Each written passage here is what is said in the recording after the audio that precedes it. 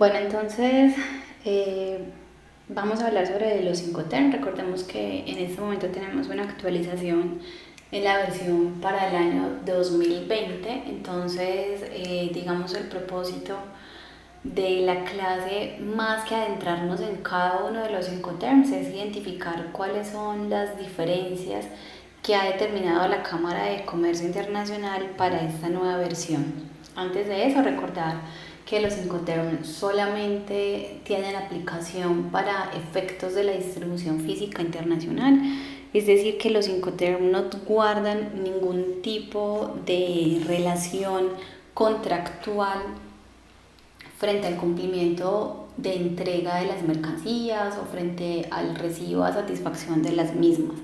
Simplemente estáis determinando cuáles son las obligaciones y los riesgos que deben ser asumidos dentro de esa cadena logística, tanto por el comprador como por el vendedor.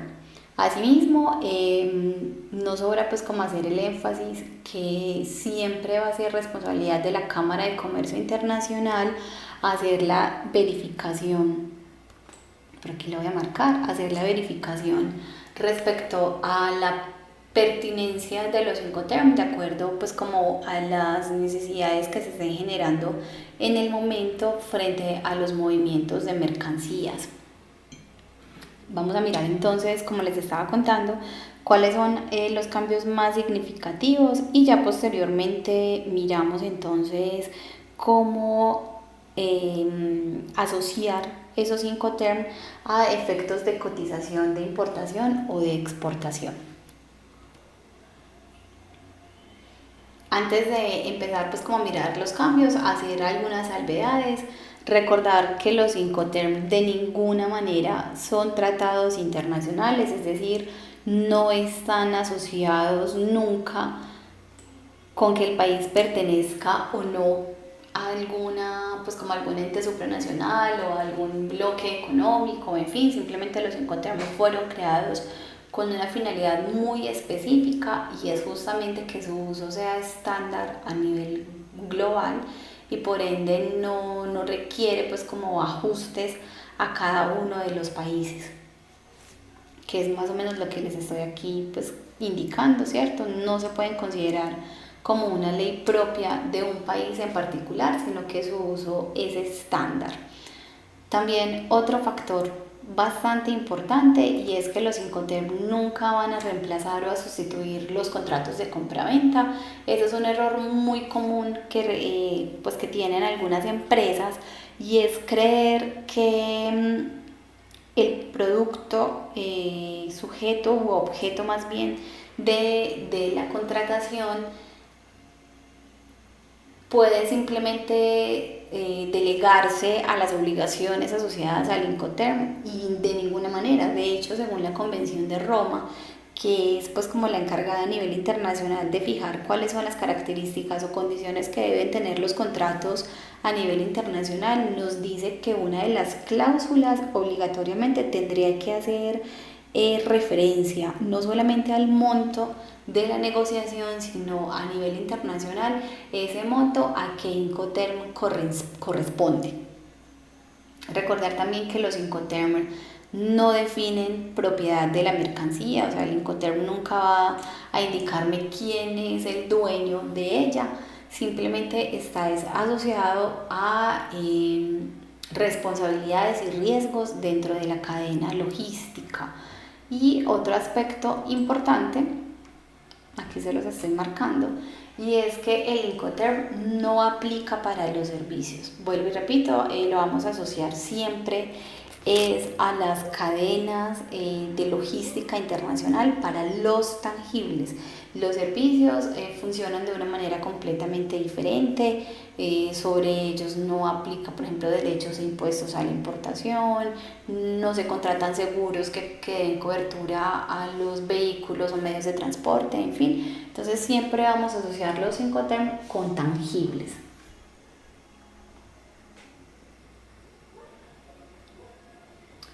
Nunca los Incoterm, también pues como otras aclaraciones, nunca los Incoterm van a estar asociados a delitos aduaneros. o penales. O sea, el Incoterm, vuelvo y reitero, no me sirve para que yo diga que he recibido no a satisfacción una mercancía y que eso lo voy a asociar al Incoterm. El Incoterm, ya dijimos, tampoco no es un contrato de transporte, o sea, son dos cosas completamente diferentes. Aquí lo tenemos, ¿cierto? No son contratos de transporte. No da cobertura frente a terceros. Otro elemento aquí a resaltar, el Incoterm, repito, las responsabilidades y riesgos están asociadas única y exclusivamente a comprador y vendedor, nada más. Voy a pasarme por acá. Ya sabemos entonces que la Cámara de Comercio es la encargada de hacer pues como las actualizaciones pertinentes.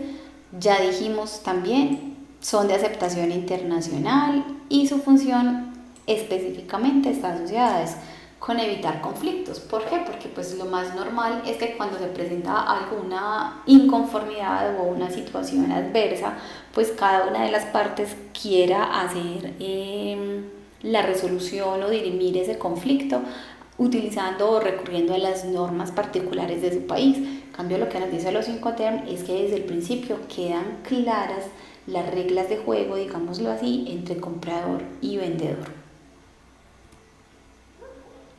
Voy a pasarme por acá. Ya decíamos entonces, esencialmente los Incoterm me van a ayudar. ¿Para qué? Para que yo tenga, por ejemplo, claridad frente a mis compromisos, ¿cierto? ¿Qué es lo que yo debo hacer? Vamos a marcarlo acá mejor, ¿cierto? Claridad frente a los compromisos, qué es lo que debo hacer no solamente en materia del procedimiento, sino también de los documentos. Otro elemento, entonces, como decíamos acá, ¿qué es lo que debo hacer? ¿Cierto?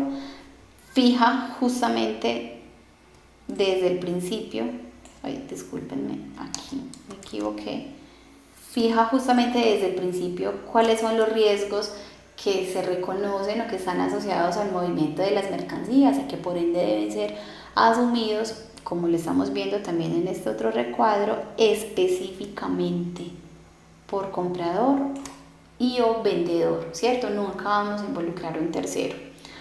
Otra de las ventajas entonces es que claramente estamos diciendo hay un reconocimiento internacional y por último pues que su cumplimiento es obligatorio. No es si yo quiero, si no, o sea, sí o sí cuando nosotros estamos fijando un intercambio comercial de tangibles, obligatoriamente vamos a asociar el precio a un Incoterm y ya sabemos que ese Incoterm no es opcional, sino que es de cumplimiento obligatorio. Como les estaba contando, los Incoterm se han ido ajustando a las características o a las condiciones específicas del mercado.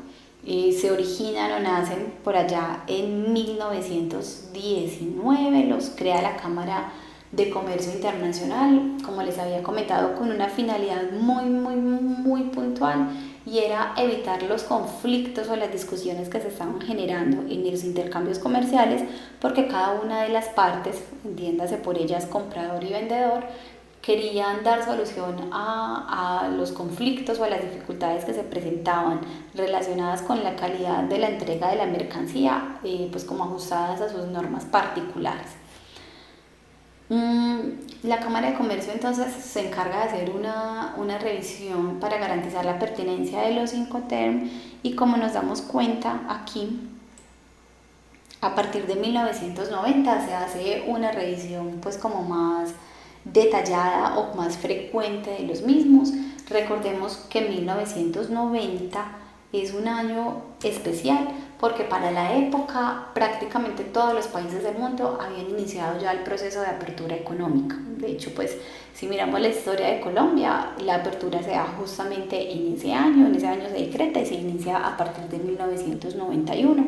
Entonces eso significa que los volúmenes de comercio internacional se empezaron a hacer muchísimo más grandes y que por ende las situaciones adversas derivadas justamente de ese intercambio comercial pues se hacían pues como más complejas de manejar. A su vez, las condiciones de mercado también van cambiándose y pues es necesario que los mismos Incoterms también se ajusten o se adapten a esas tendencias. Por eso es que empezamos a ver que para la época, cada 10 años, más o menos, ¿cierto? Ya es fijo que de 1990 en adelante tenemos una revisión periódica decenal, incluso si nos devolvemos un poquito, pues desde el 80, pero sí llama mucho la atención que los cambios principales se generaron desde la versión de 1990 hasta la fecha. Y pues como todos sabemos, se cumple justamente el año pasado pues como el centenario de la creación de los Incoterms y la Cámara de Comercio Internacional pues decide hacer una nueva actualización y hablamos hoy en día de la versión de los Incoterms 2020, que es sobre la cual vamos a discutir o vamos a revisar pues como los cambios más significativos.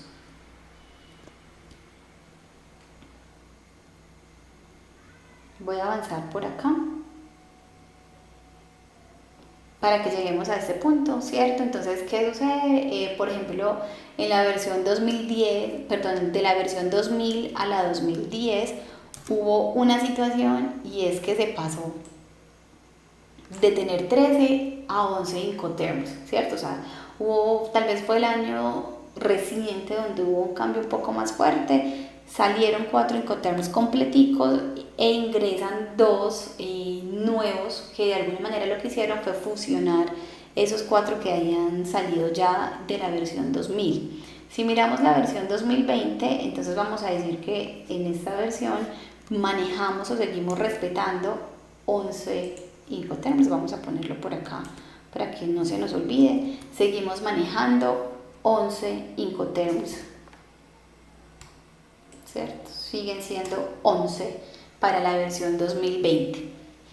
Pero como les estaba comentando, ya la intención entonces es hacer una actualización, ya no tanto de nombres o de retirar e incorporar algunos, aunque sí tuvimos un cambio específico en uno de ellos, sino que se centra prioritariamente en las reglas de juego, que es lo que nosotros vamos a revisar entonces.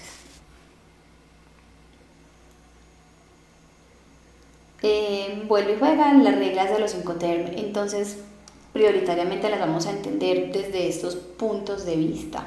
Vamos a decir que sí o sí van a estar asociadas a las obligaciones tanto de comprador como vendedor, ¿cierto? ¿Qué es lo que debo hacer? Y entender que esas obligaciones a su vez me llevan, por ejemplo, unos compromisos, tratemos de ponerlo por acá, asociado a la generación de los documentos dentro del trámite de esa importación o de la exportación, según sea pues el rol que nosotros estemos asumiendo.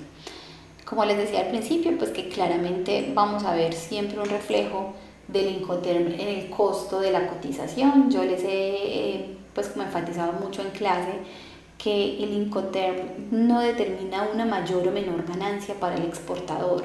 Simplemente lo que hace es determinar o identificar cuáles son los compromisos que yo debo asumir dentro de esa cadena de distribución física internacional.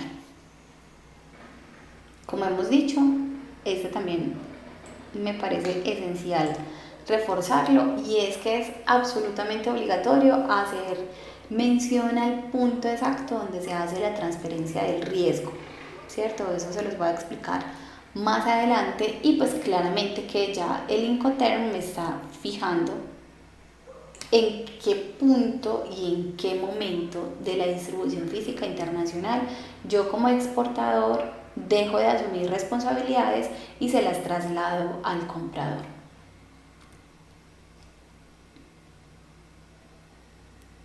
Voy a pasar por acá. ¿Qué sucede frente a los riesgos? Aquí quiero aclarar pues como algo importante. Vamos a ver. Espero que ustedes alcancen a verme. Discúlpenme, voy a hacer acá. Voy a tratar de ampliarles un poquito esta parte. ¿cierto? ¿Qué sucede? Cuando nosotros estamos hablando de los Incoterm, ya dijimos, entonces están asociados siempre a la cadena de distribución física internacional y a la cobertura de riesgos. Y aquí quiero aclarar un detalle. Hay varios tipos de riesgo, ¿cierto? A los cuales se ven expuestas las mercancías. Uno de ellos, pues claramente, entonces vamos a decir qué son los riesgos propios o inherentes al medio de transporte, que el vehículo, o sea, que el camión se choque, que tengamos digamos, un hundimiento, una explosión, una avería, en fin. Tenemos otra condición que en este caso ya va a estar asociada a las características específicas del empaque del embalaje, es decir, el bulto, ¿cierto?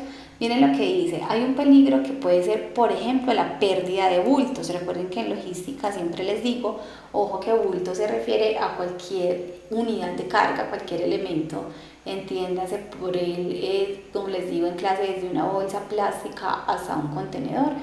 Y pues sabemos que en muchos casos pueden ser susceptibles de condiciones pues que los expongan a pérdidas o deterioros.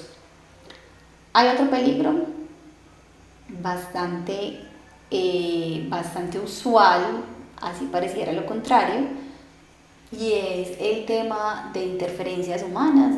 Yo en clase se los digo de manera muy coloquial cuando les hablo que existen los piratas del Caribe, que esos piratas hacen digamos dos funciones.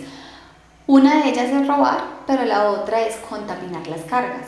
Entonces hay que tener pues como precaución frente a esas situaciones.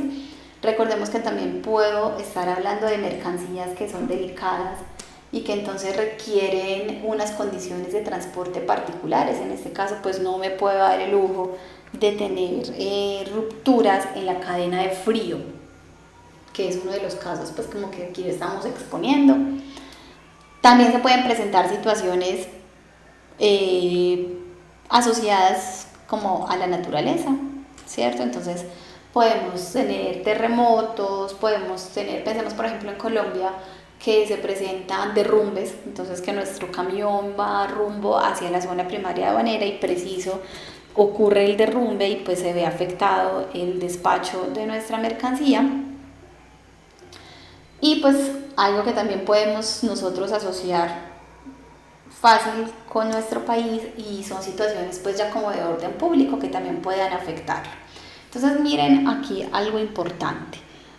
Me está diciendo que en materia de comercio internacional mi cobertura de riesgo, ¿cierto? Mis riesgos pueden tener 3 tipos de cobertura. Ese es uno de los errores también más frecuentes que tenemos en las empresas y es creer que cuando yo contrato una póliza de seguro me hace una cobertura universal.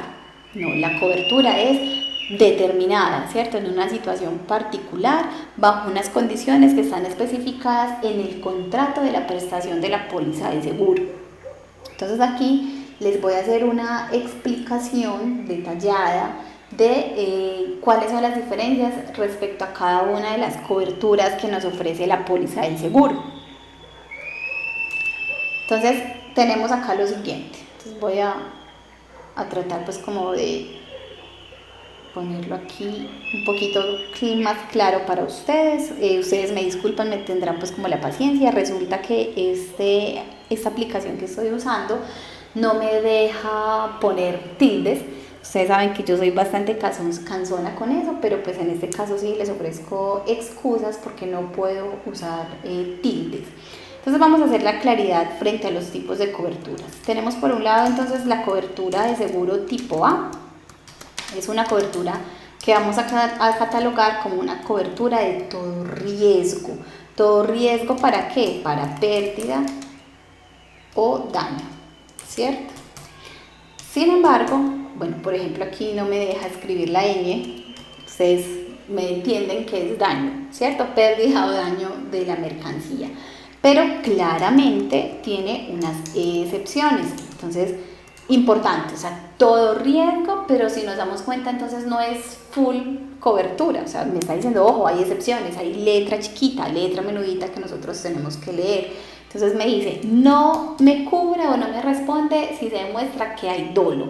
¿Qué significa eso? Que los seguros siempre, digamos, dentro de su función normal, tienen que garantizar antes de pagarlo que el acreedor o el cobrador pues, de la póliza no causó a propósito la situación que deriva en la reclamación del seguro. Eso es lo que nosotros entendemos como dolo.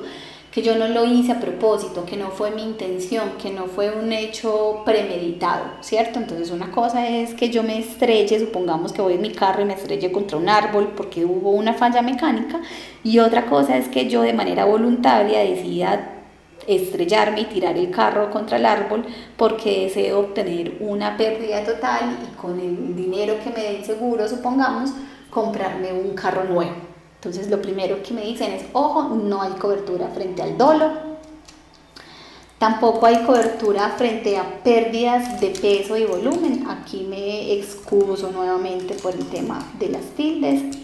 ¿Qué significa eso de pérdidas de peso o de volumen? Recordemos que hay unas mercancías que tienen unas características muy especiales, unas características particulares asociadas a, por ejemplo, sus condiciones intrínsecas. Entonces, supongamos, imaginémonos que estamos exportando, no sé, tronquitos de madera y que esos tronquitos van a estar en alta mar 40 días.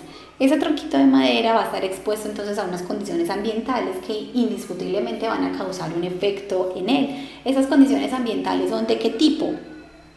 Vamos a tener esencialmente dos, o mucho calor o humedad.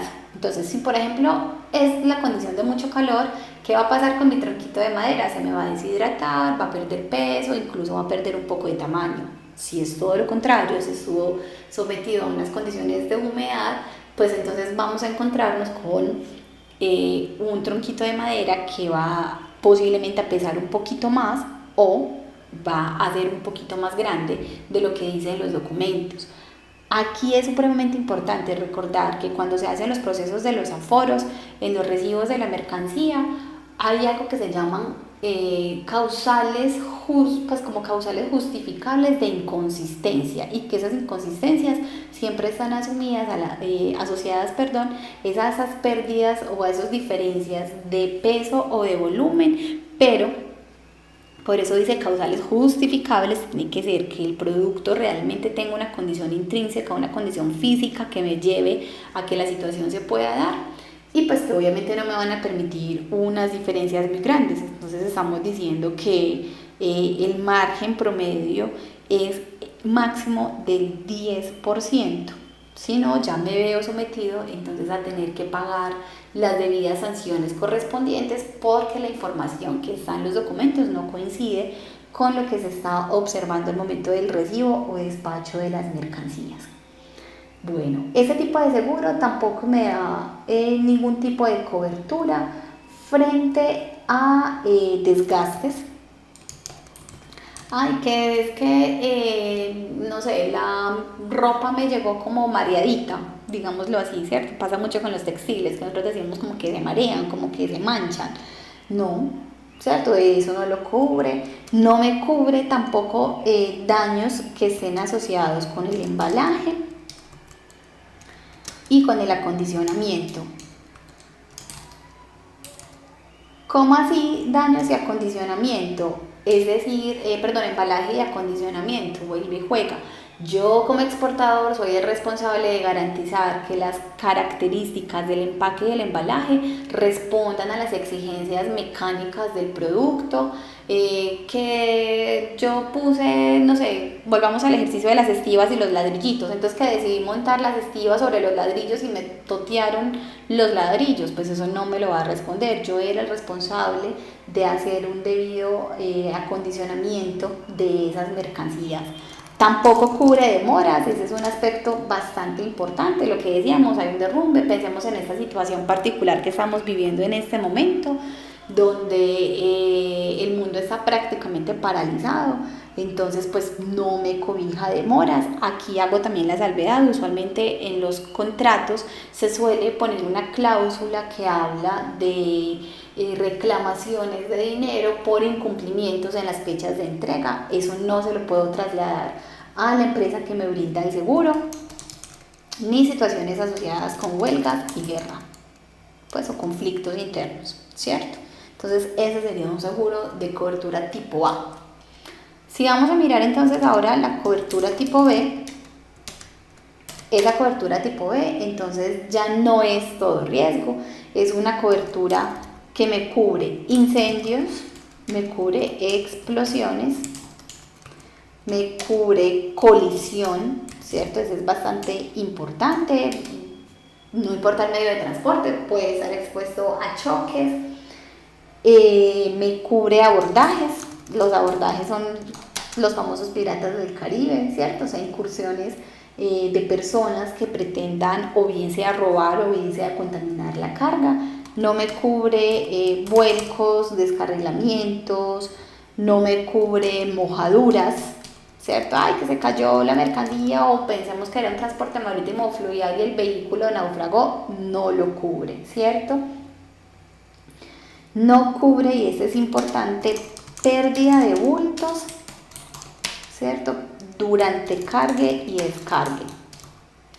Entonces, este justifica, por ejemplo, el hecho de usar o no un Incoterm donde se incluya ese descargue. Muchas veces se presentan situaciones, la grúa se dañó, el vehículo se dañó, las personas que se estaban encargando del manipuleo de la mercancía cometieron errores y la dañaron, se perdió, bueno, lo que haya sucedido no está cobijado bajo este tipo de Incoterm.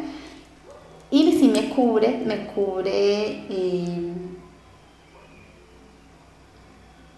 no, perdón, qué pena, se los dije equivocado. Sí me cubre pérdidas de bultos durante el cargue o descargue. Discúlpenme que estaba pensando en el otro Incoterm, entonces hago la aclaración. Reitero, sí cubre pérdida de bultos durante el cargue y el descargue. También cubre situaciones como por ejemplo terremotos. Y obviamente tiene unas excepciones. Entonces me dice, ¿qué no cubre? Entonces me dice, ojo, este Incoterm no me está cubriendo las mismas situaciones, ¿cierto? Las mismas situaciones de la cobertura tipo A.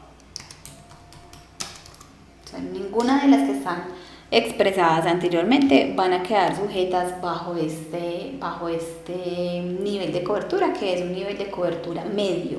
Entonces reitero, cobertura B, incendios, explosiones, colisión, abordajes, problemas asociados pues como a volcamientos del vehículo, mojaduras y pérdida de bultos durante el cargue y descargue. Y vamos a mirar ahorita, entonces ya nuevamente pongo aquí mi tablerito, mi pantallita negra, y entonces ahora vamos a hablar de la cobertura tipo C. Perdón, aquí un segundo, ¿cierto? Mi cobertura tipo C. ¿Qué sucede con este tipo de cobertura? Solamente cubre colisión, solo cubre abordajes. O sea, miren que el tema de los abordajes es tan frecuente que incluso está cobijado dentro del seguro de mínimo nivel de cobertura. Volcamientos, mojaduras y no más, ¿cierto? Entonces me dice, ay, tengo excepciones. Claro, excepto las mismas, ¿cierto? Las mismas del tipo A, pues, o B, que ya sabemos que son exactamente iguales. ¿Qué también es importante entonces pensar o tener en consideración cuando nosotros estamos hablando de los seguros? Que los seguros nunca dan cobertura frente a retrasos del transportista. Yo trato de tomar nota aquí por ustedes, ¿cierto? Yo les dejo obviamente transportista. Yo les dejo como esos videitos ahí en el ABA para que ustedes los tengan pues como de fuente de consulta. Entonces, súper claro, nunca voy a encontrar ningún tipo de cobertura frente a los retrasos que se pueda generar desde el transportista. Y si yo deseo tener esa cobertura, o sea, si se desea esa cobertura, ¿qué me toca hacer? Entonces me toca agregar, digámoslo así, una cláusula, agregar al contrato, pero ojo que ese es el contrato con la aseguradora, no es el contrato con el comprador o con el vendedor, aseguradora, ¿cierto? Yo tengo que agregar al contrato con la aseguradora una cláusula donde se hable de la inclusión, ¿cierto? Si se desea agregar el contrato con la aseguradora, entonces agregar huelgas o agregar situaciones, por ejemplo, pues como de guerra o de orden público. Si yo hago esa salvedad en el contrato que claramente me va a implicar un valor pues como adicional en la prima del seguro, eso significará que ya podré estar cobijado. De lo contrario, no vamos a tener ese tipo de coberturas por retrasos del transportista. Entonces, ¿por qué se aclara? Porque muchas veces los retrasos no son voluntarios, sino que están derivados de ese tipo de situaciones. Entonces voy a salirme por acá. Y digamos que hasta este punto, entonces vamos a mencionar esos factores o vamos a contemplar qué posibilidades de riesgo se nos presentan cuando estamos hablando de movimiento de mercancías a nivel internacional, y voy a dejar entonces abierto para que se planteen pues como las inquietudes que ustedes puedan tener a partir de este momento.